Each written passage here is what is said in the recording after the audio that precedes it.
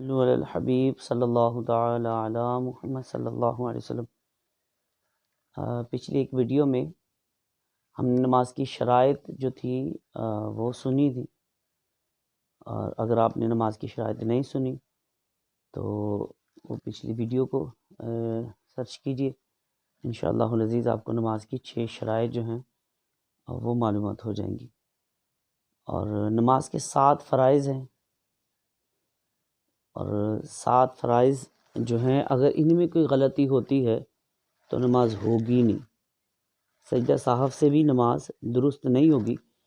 تو نماز کے جو 7 فرائض ہیں وہ عرض کرتا ہوں، اللہ کرے کہ آپ کو یہ یاد ہوں، اور یہ صدقہ جاریہ بھی ہے، خود بھی یاد کیجئے، سیکھیے اور دوسروں تک بھی پہنچائیے۔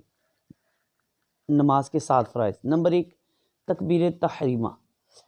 تکبیر تحریمہ میں اللہ اکبر کہنا یہ واجب ہے۔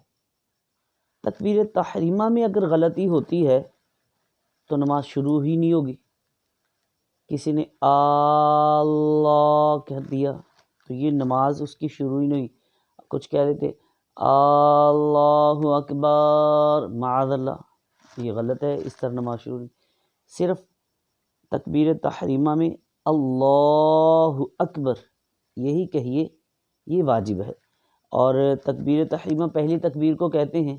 جیسے ہی آپ نے تکبیر تحریمہ کہی تو اب آپ کے اوپر سلام کا جواب دینا، چھینک کا جواب دینا، کسی کی فوتگی کا اعلان سنو، انا للہ و انا الیہ راجعون پڑھنا، یعنی کہ کوئی بھی ایسا فعل جو جواباً ہو وہ کیا تو آپ نماز سے باہر ہو گئے۔ تو یہ تکبیر تحریمہ جو ہے، کئی چیزیں آپ کو تکبیر تحریمہ کہنے سے ہی وہ منع ہو گئی، تو اب آپ نماز میں آ گئے، اب نماز میں ہی رہیں گے۔ نماز سے کوئی ایسا فعل آپ نے کیا جو کسی کے سلام کا جواب دے دیا تو نماز ٹوٹ گئی۔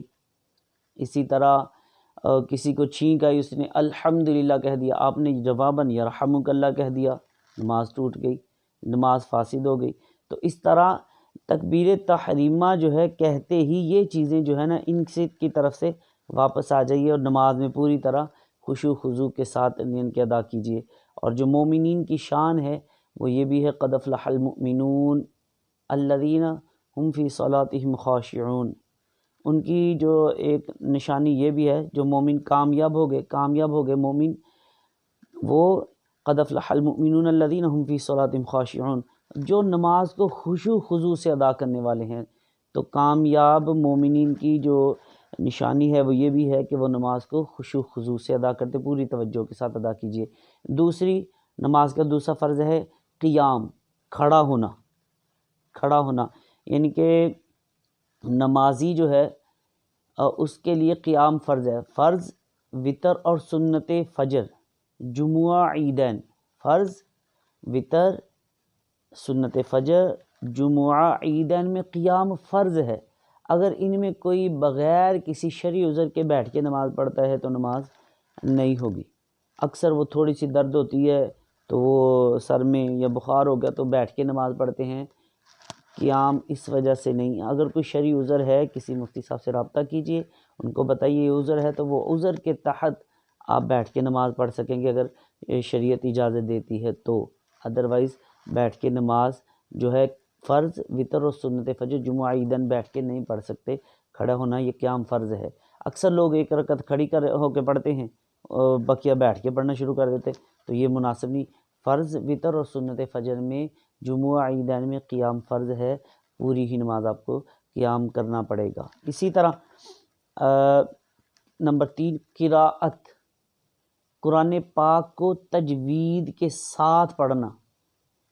جس طرح حروف کو اللہ تعالیٰ نے نازل فرمایا ان کا لحاظ رکھتے ہوئے قرآن پاک پڑھنا، یعنی کہ یہ بھی ایک فرض ہے، تجوید کے ساتھ قرآن پاک کو پڑھنا۔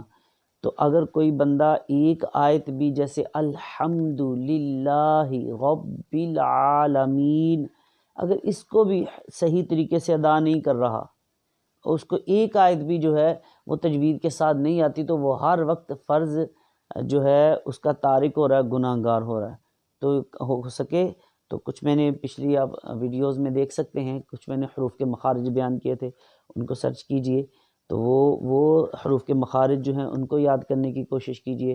کسی صحیح جو اچھے طریقے سے قاری صاحب تجوید کے بارے میں جانتے ہوں، پڑھا سکتے ہوں، ان سے رابطہ کیجئے، اور پھر ان کے پاس پڑھ کے اپنی نماز کو درست کیجئے تاکہ وہ ہماری نماز صحیح ہو سکے۔